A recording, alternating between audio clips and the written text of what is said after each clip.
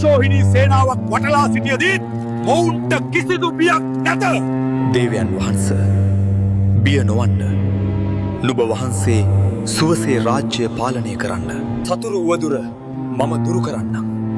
මෙසේ පවසා මහෝෂධ පණ්ඩිතයන් වේදේහ මාලිගයෙන් පිටතට පැමිණි සිය අභිමතය එලෙසින්ම ක්‍රියාවට නැන්වීමටයි. පණ්ඩිතයන්ගේ අනපරිදි නගරය පුරා අනබෙර නාදය පැතිරෙනවා. ඒ සතුරන් මුලා කිරීමේ මහා උපක්‍රමයක ආරම්භයක් ලෙසටයි.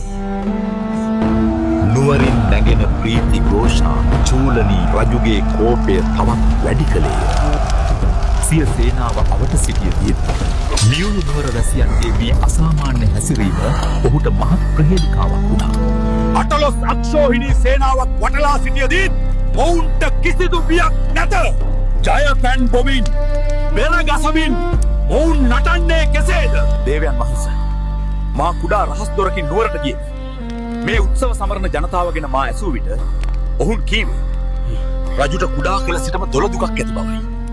එනම් සතුරු රජවරුන් විශාල සේනාවක් සමග පැමිණියහොත් සත්දිනක් මුළුල්ලේ සැනකෙළි පැවැත්විය යතු බවයි.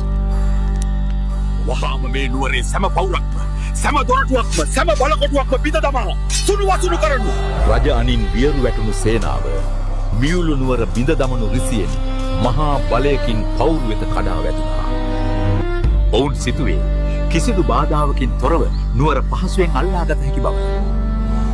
නමුත් බෞද්ධයන්ගේ උපාය සතුරා දවා අලු කළා.